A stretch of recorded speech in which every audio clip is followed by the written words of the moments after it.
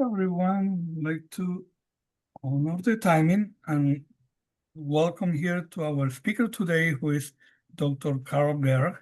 He's one of our professors here at UTRGV in the School of Integrative Biological and Chemical Sciences.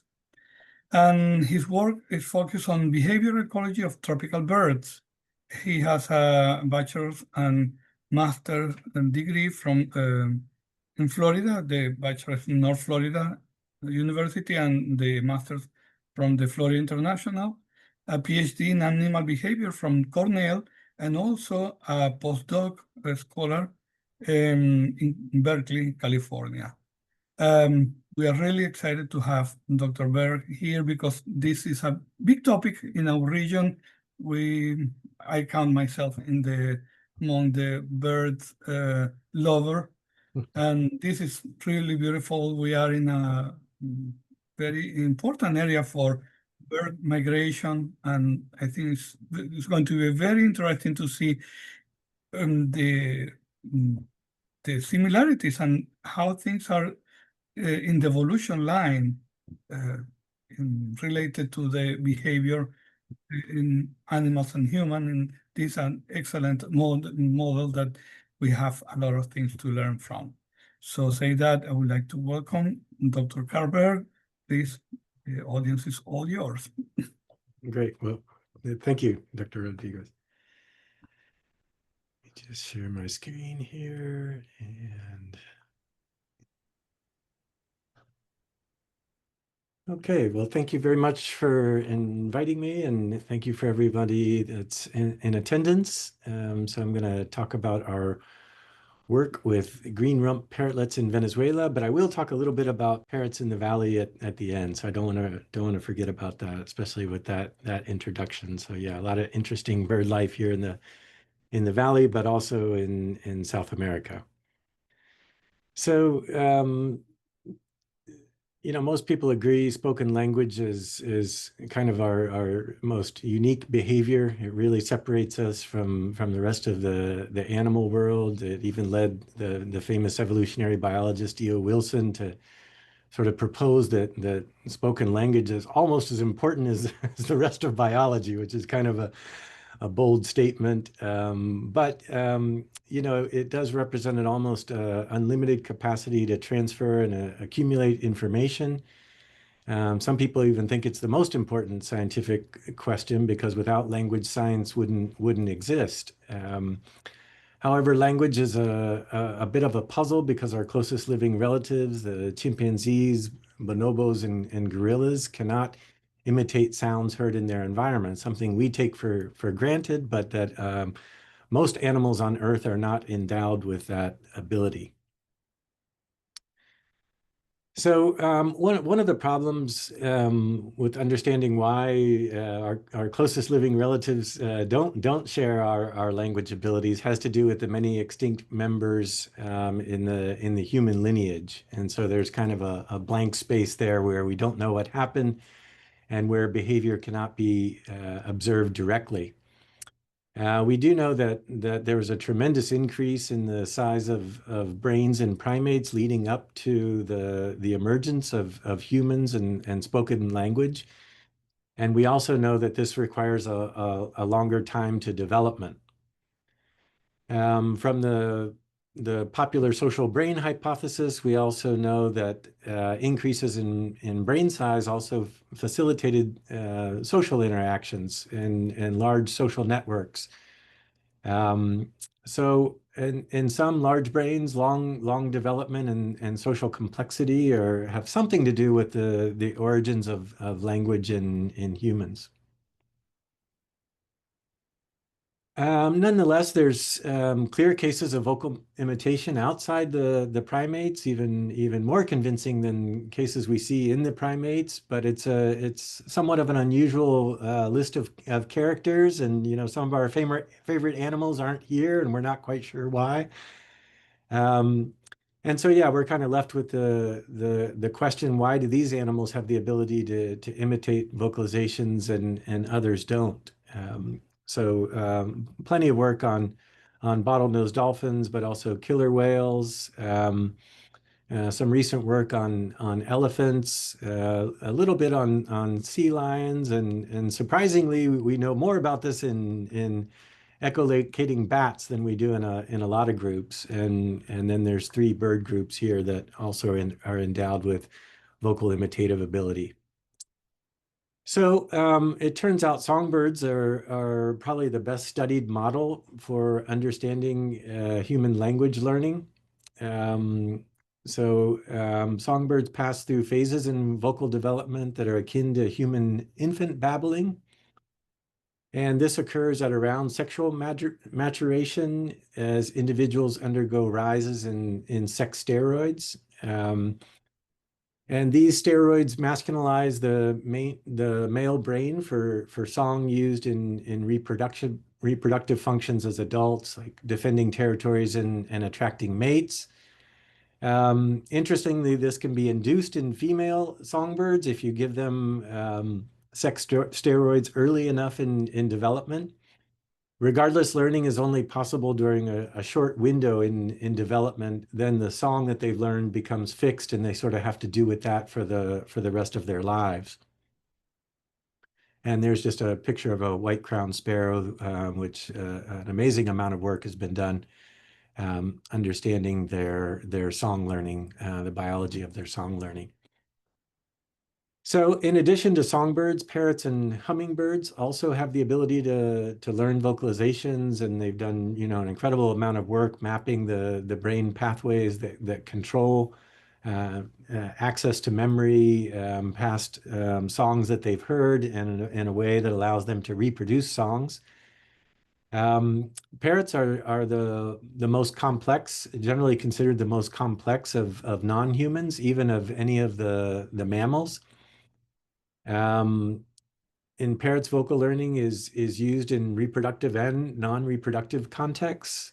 And this happens, unlike songbirds, this happens in both sexes and throughout life. So not just that short window early in development, but continues throughout life.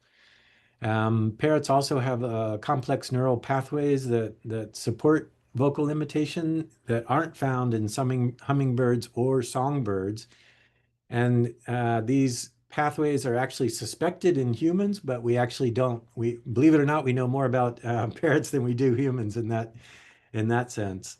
However, unlike the songbirds, we really don't know much about how hormones influence brain or behavior during development. So what I wanted to talk about today. Kind of back to the title of my talk about large brains, long development, and social complexity. Parrots really bring those 3 things together in really important ways. So they do have the largest of avian brains, especially the large macaws, at least in absolute brain size, but also in relative brain size. And the complexity even rivals non-human primates. As a result of the large brains, they also have a very long development. However, what they use this vocal imitative ability for in nature is a little less clear, and hopefully that's where we come in.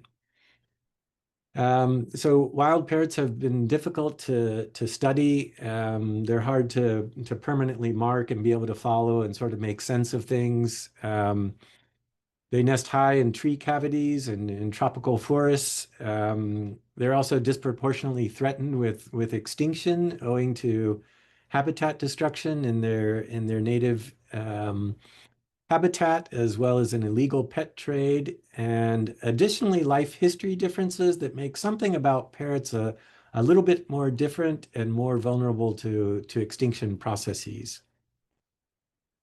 So this is an Ecuadorian Amazon here. I kind of cut my teeth on this species before I went on to Venezuela, that I'm going to talk about for most of this talk. So this is the species I've been studying for several decades now. It's the smallest parrot in the Western Hemisphere, so it's a little bit easier to manage than some of the other ones. It's also a very popular pet bird for the same reasons, and it inhabits grasslands of northern South America.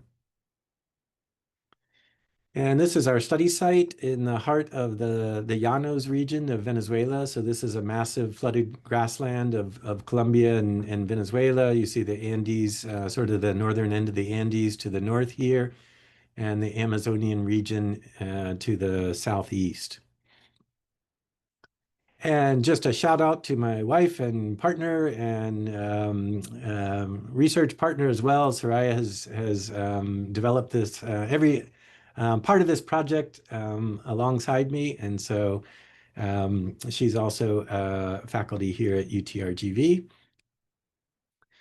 So the research takes place at Alto Masahuaral Biological Station in the state of Guárico, Venezuela. It's a 14,000 acre ranch and wildlife preserve and one of the oldest functional field stations in continental South America.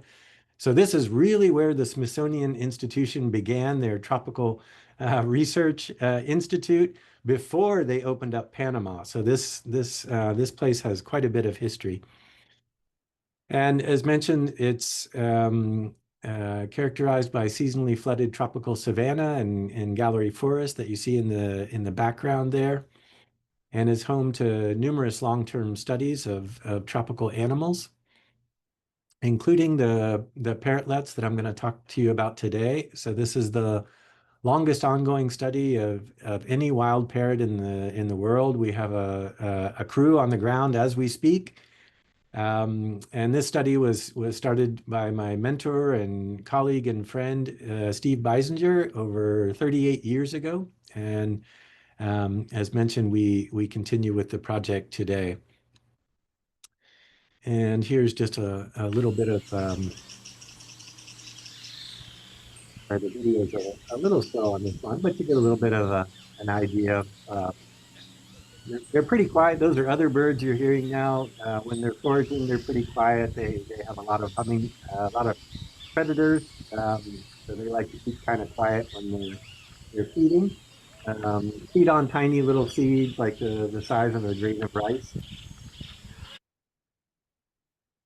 So we capture parrotlets in mist nets and assign them permanent color leg band combinations. And so I need to update these numbers a bit, but I think we're over 10,000 individuals now have been given unique color band combinations. And so this allows us to follow them throughout their lives and calculate metrics like survival and lifetime reproductive output.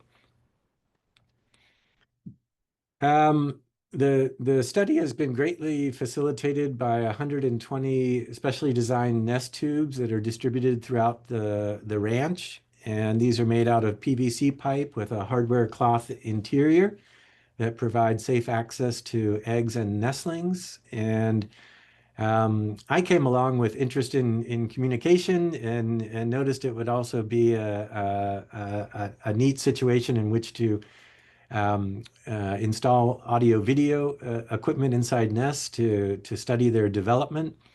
And as it turned out, it also was a really good system for studying circulating hormones, which, as mentioned, were very poorly known in parrots. So I'll just give you another example of the video here. So this is actually from my PhD a while ago, but I kind of like it because we have the cameras inside and outside, and you can kind of see sort of the dynamics between that's mom that just arrived, and she's trying to coax her daughter to take her maiden flight from the nest, and then those are siblings down in the nest cavity. And I developed this project in the video with my PhD advisor at Cornell, Jack Bradbury. So we were able to show with that setup that by swapping eggs between nests, that both sexes of parrotlets learn contact calls from templates provided by their parents, and they do this at a very early stage in development. We were actually surprised. I didn't really know what I was going to find when I started recording in the nest cavity, because the little bit of literature that I had suggested that all the interesting stuff kind of happens after they fly the nest. And so I might have done all this work for nothing. But fortunately, there's a lot of complex stuff going on inside the nest. And yeah, this was kind of surprising because this is an earlier life history stage than most songbirds. Most songbirds actually don't start um, manifesting their learned song until the following spring, 6 months or so of age. So pretty late in development. And as I mentioned, when they're going through sexual maturation. And so the video I just showed you, that in my opinion was too early for sex steroids to really play a role. The nestlings aren't thinking about boys and girls really at this stage. They're thinking about survival and food and so forth. So given the early developmental stage, we hypothesized that adrenal steroids might be involved in contact call learning as opposed to sex steroids. So just a little bit about the difference.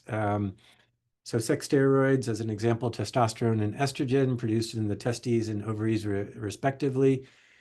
And as a result of activation of the hypothalamic pituitary gonadal axis that gives the connections to the brain and actual learning. And as mentioned, sex steroids shape early sex differences, usher in sexual maturation, and also modulate reproductive behaviors as adults. Adrenal steroids, on the other hand, involve things like corticosterone and cortisol, produced in the adrenal glands and through activation of the hypothalamic pituitary adrenal axis. And they're involved in metabolism, homeostasis. They mobilize energy to confront unpredictable situations. They're also involved in programming developmental stages and developmental milestones. They're intimately involved in learning. However, there was no evidence that these hormones are involved in learning of species-specific vocal repertoires. So to find out, I'd be again a collaboration with John Wingfield at UC Davis, who's one of the grandparents of avian endocrinology, has really made it quite a successful model. Yeah, we sampled at 4 different age stages in development, baseline and stress-induced corticosterone levels. And so the baseline required arriving to the nest and getting the nest box open, getting the bird out, bleeding the bird within 2 minutes before we induce the stress response. We didn't want to induce the stress response. We wanted to know what their baseline levels were. Then once we got a baseline sample, we put the birds in a cloth bag, hold them for 30 minutes, trying to stress them out in a standardized way, and then take another blood sample, and that's what we refer to as the restraint stress samples. And you can see again, the blue boxes are restraint stress. And so basically they're showing a healthy corticosterone response, a healthy stress response as early as 13 days old. And the interesting thing about this is that songbird nestlings don't show this pattern. They actually shut down corticosterone production during the nestling period, and this is thought to be an adaptation to high predation rates on songbird nestlings. And so, yeah, this was a bit of a surprise. So unlike songbird, parrotlet nestlings become responsive to the environment during an early stage in development, which kind of set us up for the next questions. So the sibling age hierarchy is another thing that humans kind of take for granted. We all grow up, with younger sisters and older brothers and every imaginable combination. And it's something that we just think is normal. We feel sorry for a mother that has quintuplets, has 5 kids all the same ages.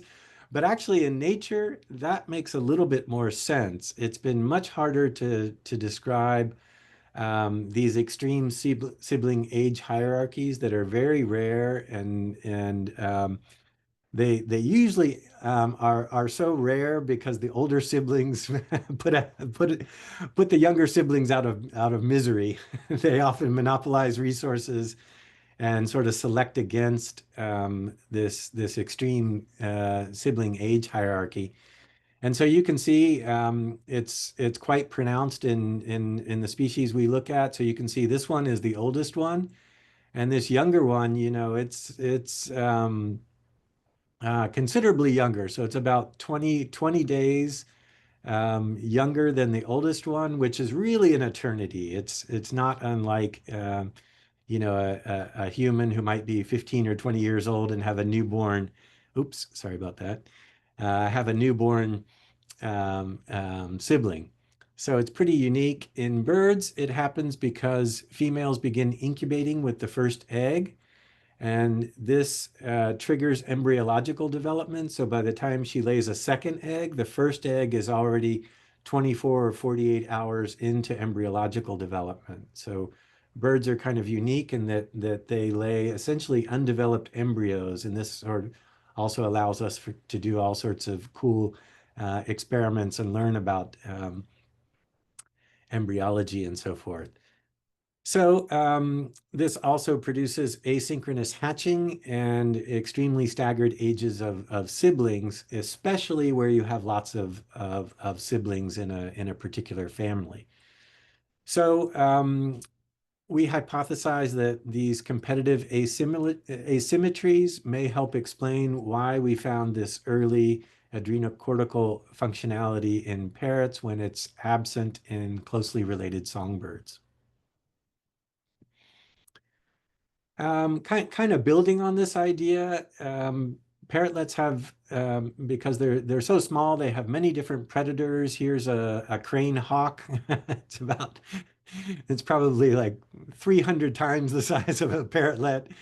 And it has very long arms, which you can't see, which it uses to reach down inside nest cavities. So um, as we've been kind of developing this project, it's kind of become apparent that cavity nesting in parrots shields nestling behaviors from visual systems of potential predators. And again, this is one of the reasons that researchers hypothesize that songbirds don't produce court during the nestling period because it keeps them with low anxiety, and so they don't move and aren't discovered by predators. Whereas if you're in the safety of a nest cavity, maybe this creates a safe space that fosters the exploratory type behaviors during early development. And so here's just an example of some of the exploratory behaviors. This is part of a master's thesis project by a student in my lab.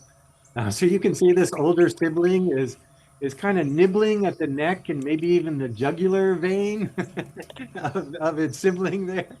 And the sibling isn't running away. It's somehow comfortable. It sort of knows that it's not trying. Now it's going to play with its eyelid. I love my wife, but I'm not going to let her play with my eyelid, right? And so you can see they're not really bothered by this. They trust each other because they've kind of grown up in this environment. Again, we don't really know why they are this way.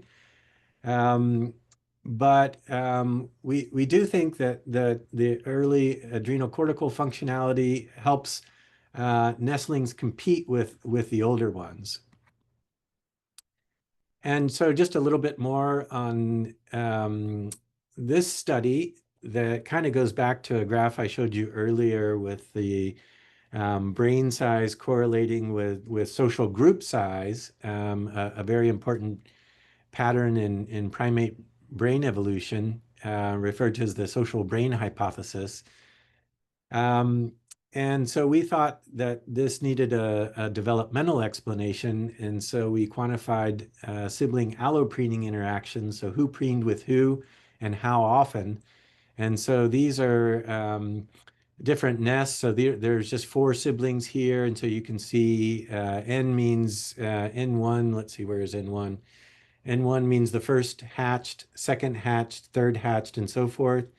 And so 3 examples of nests. And really what I want you to see is how social complexity increases exponentially as you add more and more siblings to the lot. So essentially what the primate people were showing across species, we now have a demonstration of it during early development in one species. And so, yeah, parrotlets' long development and staggered ages of nestlings causes increases in social complexity, and this also postpones cognitive development. So, as I mentioned, songbirds are well known for vocal babbling. Vocal babbling was unreported in parrots, and we discovered it as there were good reasons it was undiscovered because it's very cryptic. It only happens down inside the nest cavity, as far as we know. It's very quiet, so you could be standing right outside a nest cavity and you would not hear it.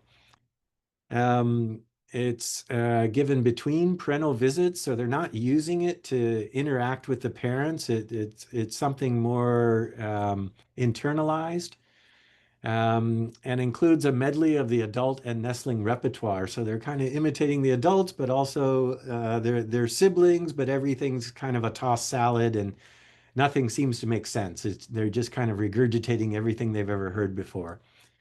And so we were curious as to whether court might be involved in the learning process. And so here's some examples of babbling.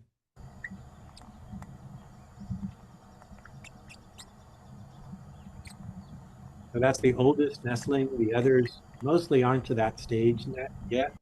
So it happens fairly late in nestling development. I'll just give you another example there. That's a boy on the left and a girl on the right. Fortunately, we're able to sex them pretty early. Almost going into a trance when they're doing it, like they're concentrating. It's kind of weird. They don't even move their bill. You know, it's been very frustrating to analyze, but very interesting at the same time. You know, they're almost like ventriloquils, and they do it alone. So this really negates any sort of communicative value in the present, right? They're practicing presumably for when things get serious later in life. So there's some noise out. There's some birds outside the nest cavity, but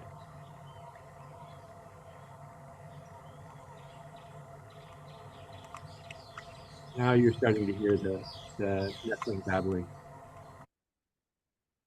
So we dissolved court in sesame oil and DMSO and gave oral administration twice daily to the nestlings for 7 days. And we did this in 2 different treatment groups. So, you know, stress to a kindergartner is something very different than stress to an adolescent, right? And so this is kind of what we were testing. Stress might mean different things at different stages in development. And you can just see some of the aspects. So in this particular treatment, they'd already achieved their adult mass, whereas they were considerably younger here. They were also not controlling their own body temperature in the early treatment. And the early treatment also happened before any of the complex stuff happened. And just a shout out to Nuri Albi, a Venezuelan biologist that's been working with us for about 10 years now, and really was critical in pushing through these experiments and keeping up with the long-term monitoring and recording of video inside the nest cavities.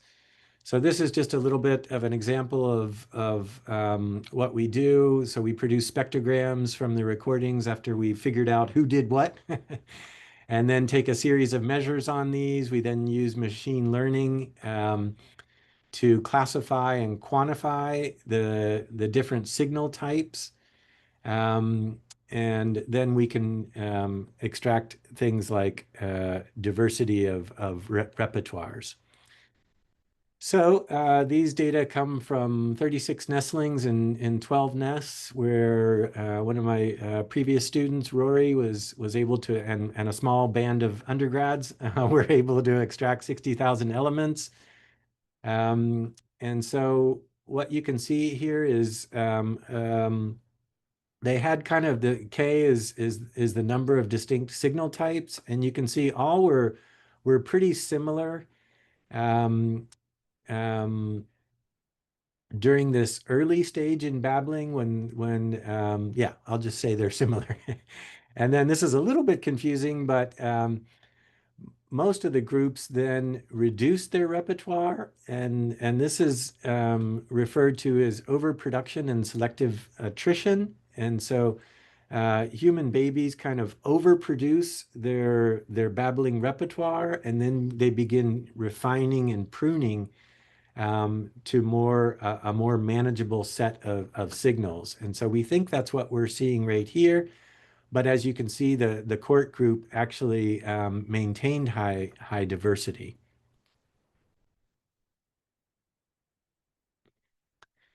And Celia followed up this experiment. I'm Yes. sorry.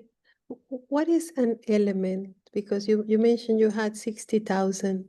Yeah, so these, sorry, I should have mentioned that. These individual signals would be an element. So this would be one element, two, three, four. So we have 60,000 of these. You could And use, then they kind of arranged together. yes. And how is that? How do you call that when these elements kind of come together? Syntax we use to refer to the sequence of ordering of different signal types. Is that what you mean? Mm-hmm. Yeah, syntax is a good word. Okay, thank you. Uh-huh. So again, the earlier treatment, again, the controls had large repertoires early on and then reduced them to a more manageable set. And in this case, the court-treated birds actually doubled their repertoire. And so this is essentially replication of the previous experiment, but also stronger evidence for organizational or lasting effects of court on So the. the K there, it's like a collection of similar syntaxes. I'm sorry? So when you have a K, this K means that the syntax is organized in certain ways. It's an estimate of diversity, or so it's kind of like their vocabulary, if you want to think about it that way. So the syntax organize or Just yeah. regroup or So, you group the similarities. yeah, so we actually haven't, we're just starting to look at syntax. Mhm. All we're looking at here is the diversity of different elements. And you can see most of these are quite different from any others, right? So you look at it individually, like if you were looking for a word. That's right. But we used measurements to do it objectively. Mm-hmm. So so when you say syntax, it's like a grouping of elements, but they group in certain way or certain pattern. Yeah, syntax is the sequence in which the birds, express their vocal repertoire during babbling. Okay. So each of these in these kind of bubbles that we see in different Uh-huh. colors, big and very tiny ones, then they are different groups, different types. That's right. of- That's right. That's where we would get this K.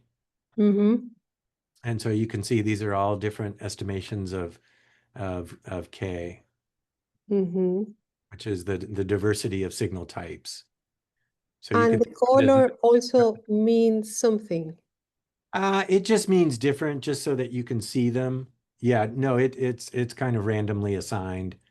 But I mean that, like, for example, in the oil, I can see that the color in the older group are relatively different. No, the color doesn't mean anything. Okay. The program had to use more colors because the K was higher. Okay. I think that's probably why these look a little bit similar, because they were more similar in the overall diversity, whereas in these bigger groups, Yeah, the computer just randomly assigned different colors. So in terms of the numbers of groups, I can see the difference. Um, what about in the type of the groups?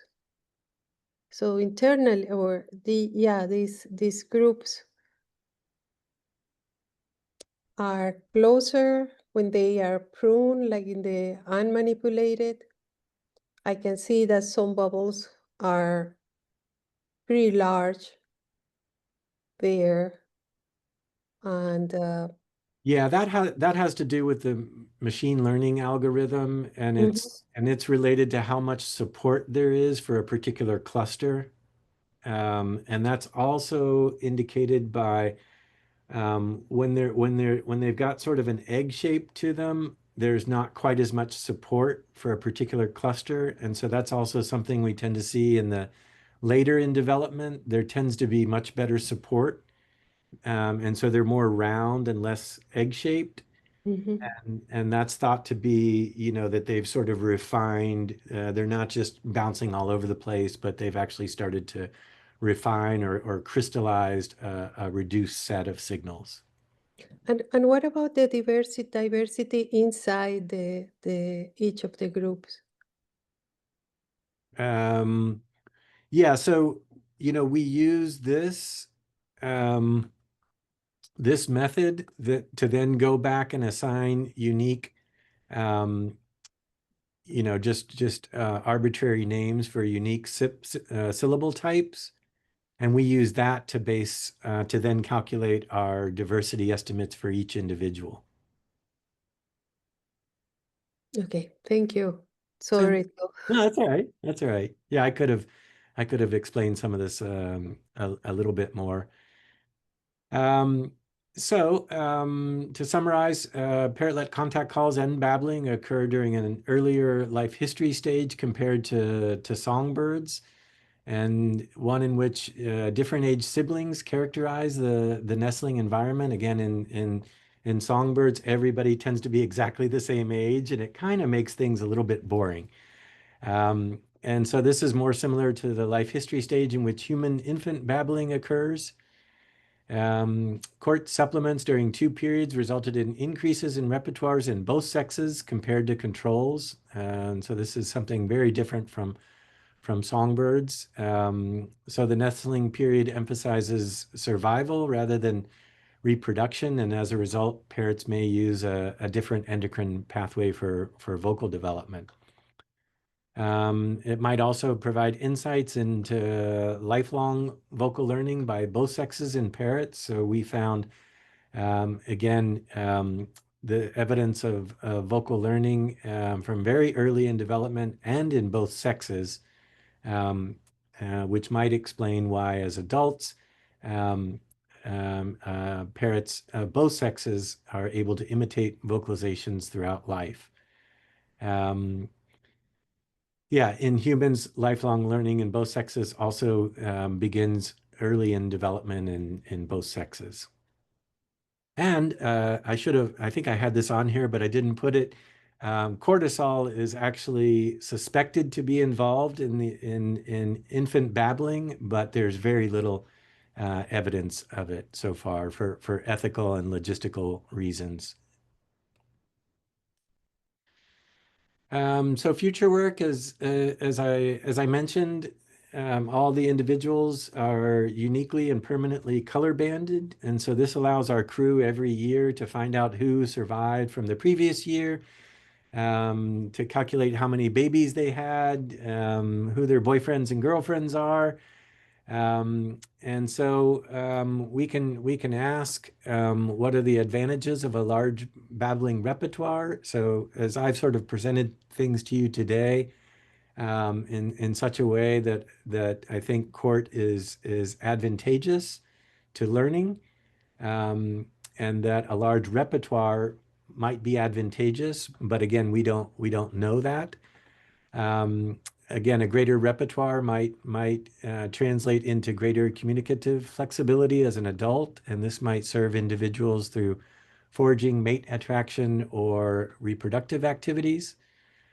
We've now recorded babbling in over 700 nestlings over the last 15 years, and 250 of these, it's kind of hard to believe, have actually been recruited into the population as adults. And so that means we can begin to accrue data on their survival and lifetime reproductive output. And in order to compare to their early developmental histories. And again, I wanted to finish up with some work we've been doing with red-crowned Amazons here in the valley. This is the the official city bird of Brownsville. I think it should have been the mascot of UTRGV, but that's another story. It's endemic to northeastern Mexico, basically the state of Tamaulipas, and just barely gets into South Texas and is endangered with extinction. Like most parrots, they nest in cavities in trees. And Abigail Pulsip, who's a lecturer here now with us at UTRGV, did her master's degree on duets in red-crowned parrots. And yeah, we sort of took this nest tube design from Venezuela and adapted it to this species, which is much larger. So a parrotlet could fit inside the mouth of a red-crowned Amazon, so they're quite large. And yeah, we've constructed about 40 of these, mainly on campus and in green spaces around Brownsville. And this has also provided us with an opportunity to film inside the nest cavities, which I was dying to do. And sure enough, nestling Amazons appear to babble much like Forpus parrotlets. And so this suggests that babbling is not just an anomaly of the species we study in Venezuela, but is likely widespread in neotropical parrots. And I'll let you listen to some of this one. Just yawned. So again, all alone. The parents aren't around.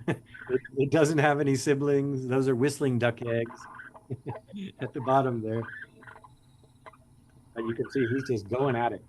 And they will do this on and on and on, just thousands of signals. But this is syntax, right? What we're hearing now is natural syntax, so the natural sequence of delivery of different signals or elements. Do you think they're thinking? Oh, they almost have to be. I mean, it's an expression of what's in their mind, or is because Well, yeah, I think they have to be accessing memory. So I can look through. I know the adult repertoires pretty well. So when I go through babbling repertoires, I can identify various parts of the adult repertoire, most of which we strongly suspect is learned, and so that suggests that when they're babbling, they're accessing auditory templates that they've stored previously. And so in that sense, they are thinking. I'm not sure if that's what you meant. yeah, no, so the motivation for the bubbling is trying to articulate, Yeah, we think they're like practicing. to enjoy kind of the movement of the vowel chords, Yeah, or I think they're practicing. Is probably the simplest way to explain it. It's been referred to by some psychologists as vocal play. And so, when you see kids on the playground, are they practicing, or is it something else, right? Is it some sort of broad cognitive exercise that's going to prepare them for more difficult situations later in life? So some people refer to it as vocal play, but I think practice is a good way to think about it. I gotta be pleasurable. Yeah, they definitely only do it when they're relaxed, and when nothing else is going on. Oftentimes the siblings are asleep, there's no immediate danger. The parents aren't there, so they don't have to compete for food or attention. So I think you're right that they tend to be in a relaxed situation, and the theory around play behavior and development is also premised on the fact that children and juveniles are not stressed out at they're kind of happy and well fed, and that's when you get sort of elaboration on play. If you're starving to death or in imminent danger, physical danger, oftentimes play takes a back seat to other more immediate type And behavior. and let me ask you, is are you aware if they go back to this behavior when they get older? That's a good question. So, I have recorded this outside of the nest. It was just so easy to record it inside the nest that, I built this huge collection. So we have 17,000 hours now of video from inside the nest boxes. Wow. And yeah, trying to record them outside the nest was just extremely difficult. It's hard to read the bands, and the young nestlings kind of stay hidden. I have recorded it, but I have, very, very small sample sizes of that. And yeah, to answer your question, I don't think they go back to this. I think they continue to do it outside of the nest, sort of until they sort of become integrated into social structure and start figuring out how to use each of the signals in, more important context specific ways. Thank you. Mhm. Omar. Yes, I have a question. Thank you very much for your presentation. Really interesting. Is there a set up time for every sound sequence, a minimum and a maximum, when you can actually say that it's something that is already in memory and it can be accessed? I'm sorry, could you repeat the question again? Sure. It's is there a time frame, a minimum require seconds, minutes for a sequence of audio or sound waves to be recognized as a sequence that is already stored in memory?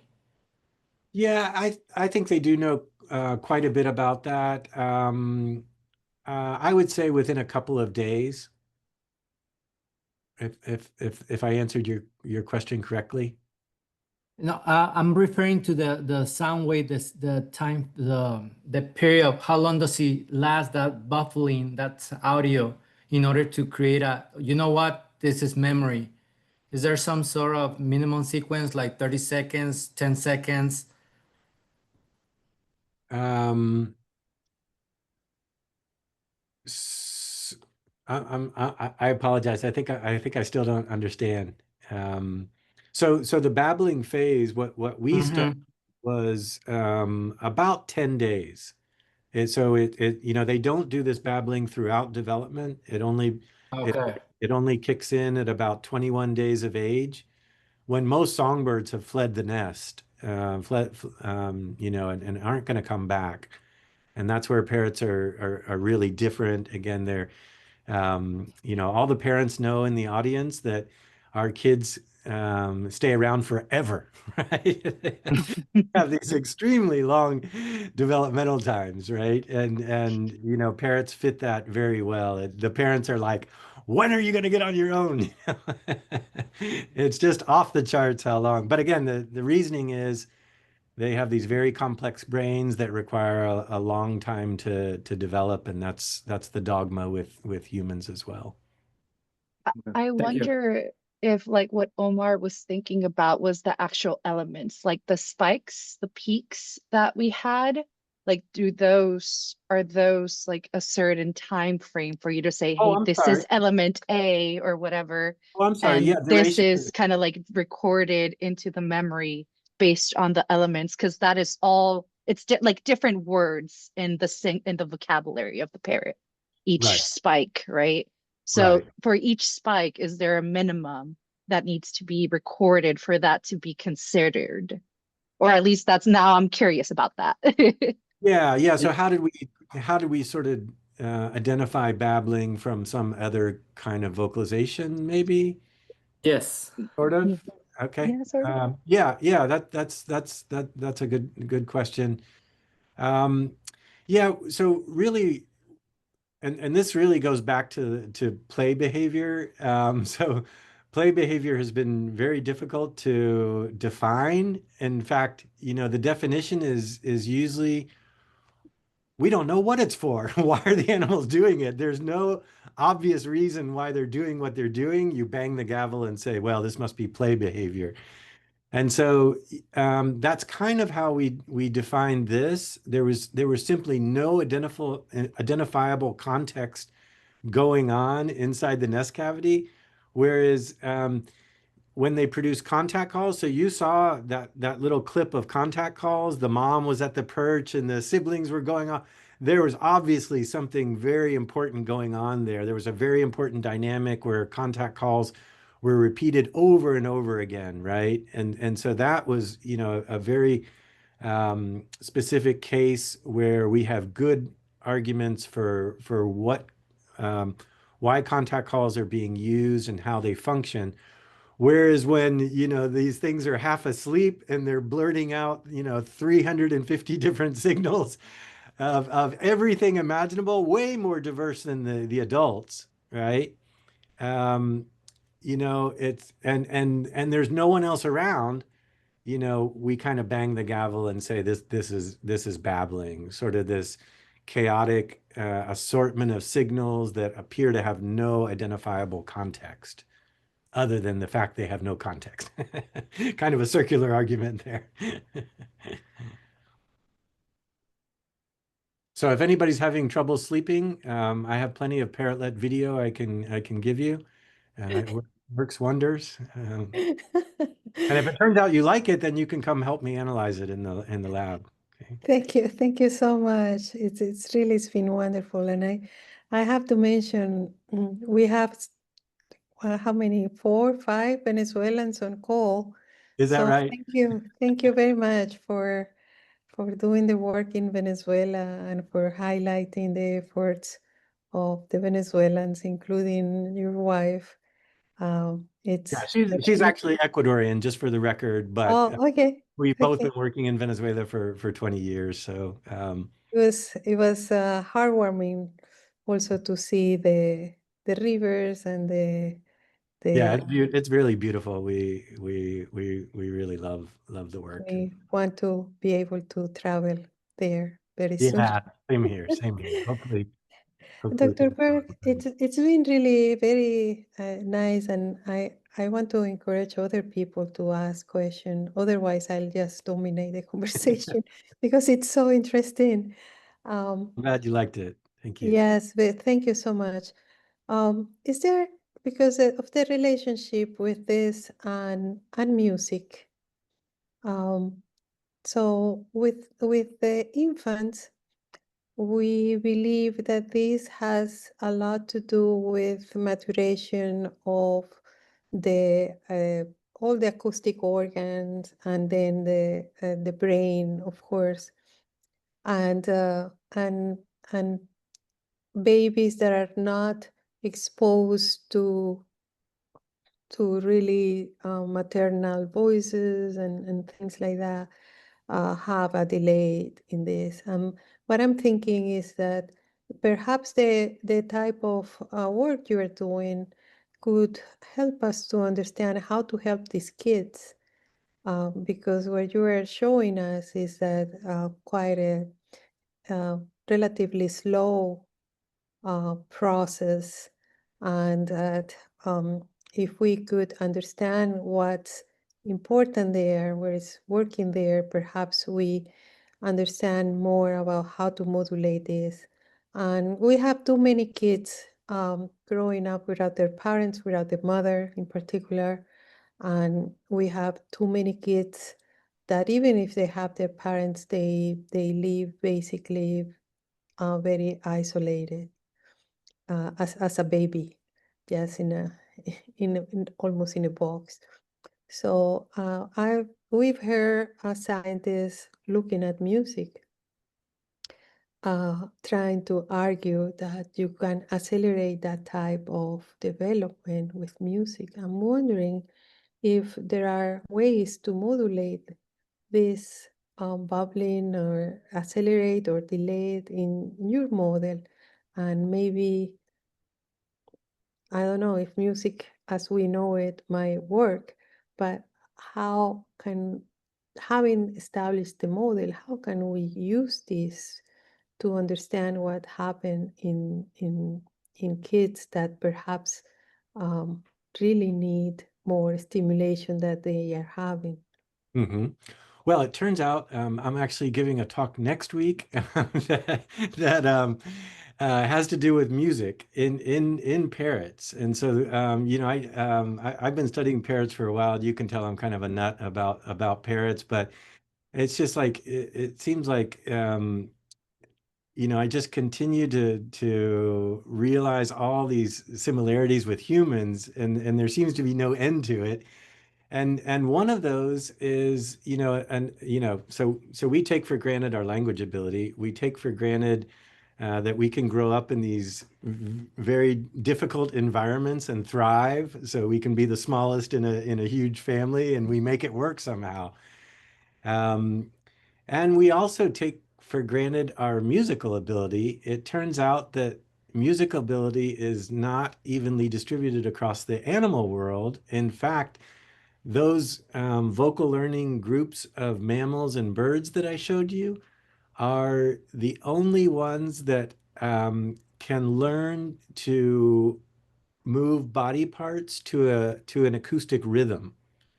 And so there's been quite a bit of research in this over the Like last 10 dancing, you years. mean?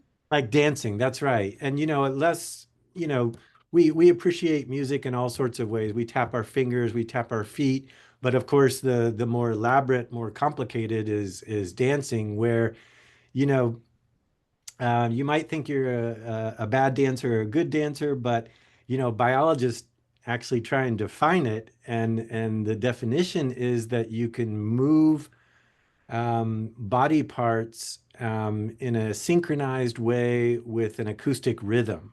And that's oftentimes why when we see somebody and we say, you can't dance very well, it's because they're not quite doing this right. But, you know, um, I'm confident that all humans can learn how to dance if you try hard enough.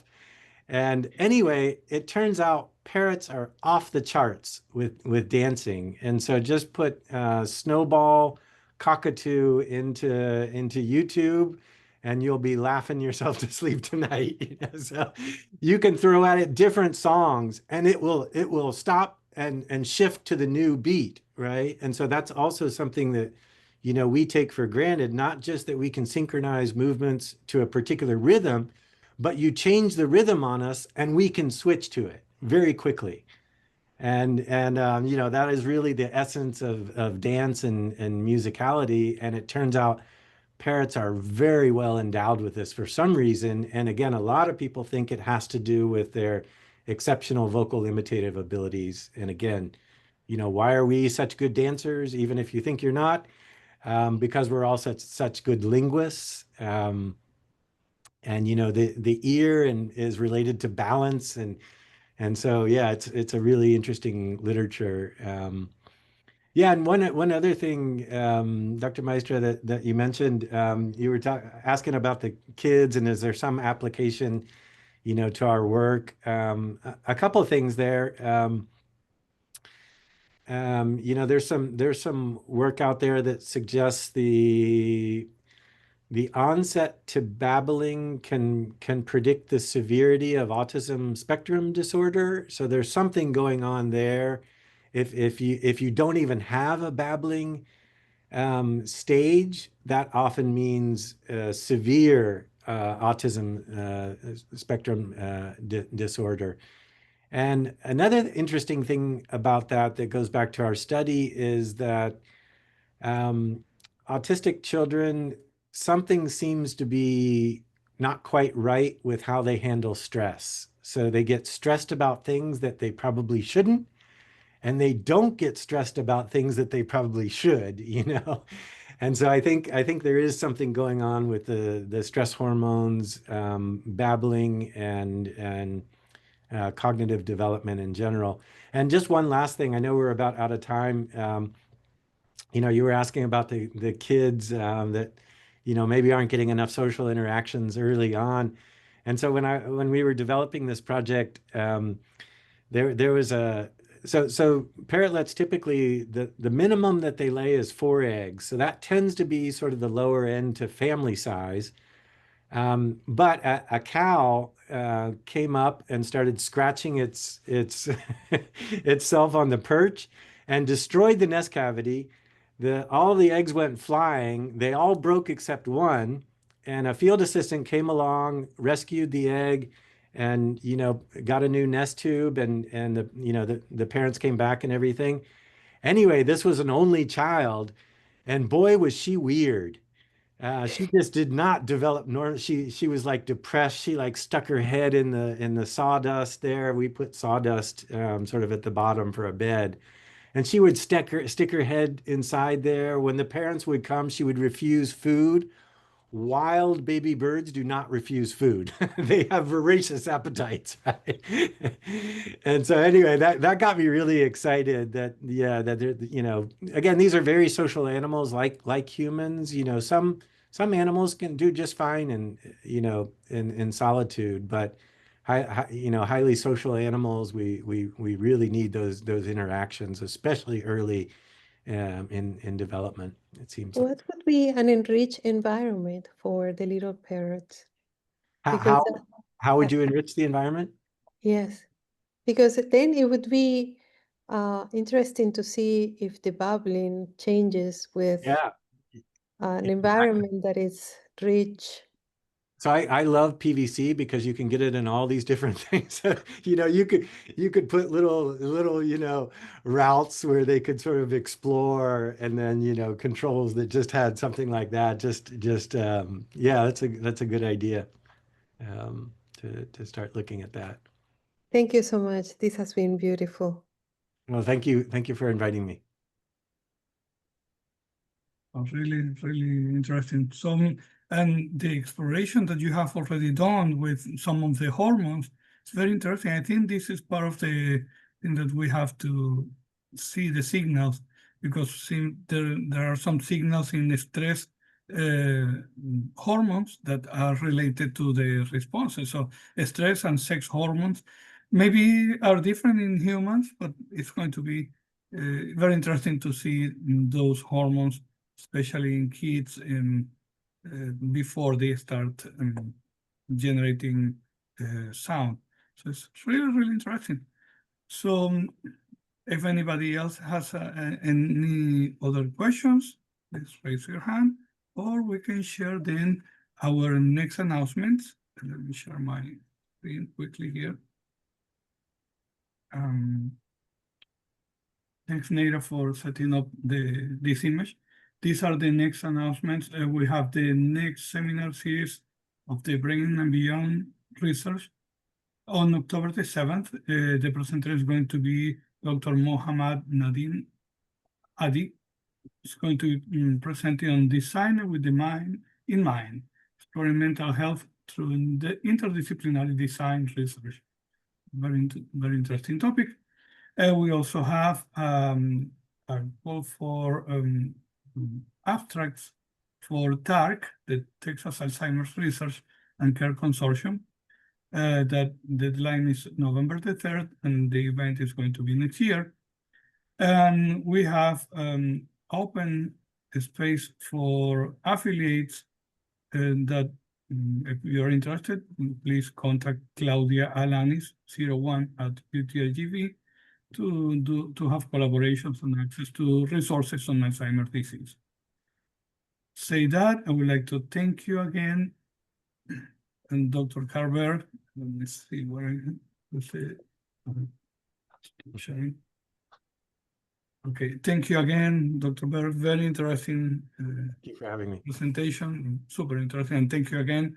Thanks also for doing that job in South America, in Venezuela. It's also my country too. Oh, I didn't know that. Yeah, definitely.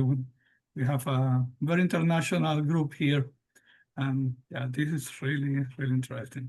I have seen all those places by myself, and yeah, also seen how people capture those little parrots It's for to sell them. Yeah, especially that they It's here in sell. Brownsville as well, you know, so Yeah. all, Oh yeah, yeah, yeah. I even saw on that. campus, even on campus. They've even robbed our test tubes.